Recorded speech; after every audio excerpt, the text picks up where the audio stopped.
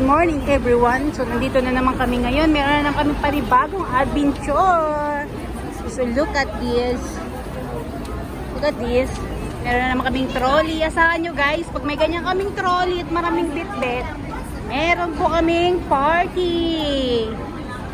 Today in Hong Kong is statutory holiday namin guys. So birthday ni Buddha. Andito na naman si Lasing. Birthday ni Buddha ngayon.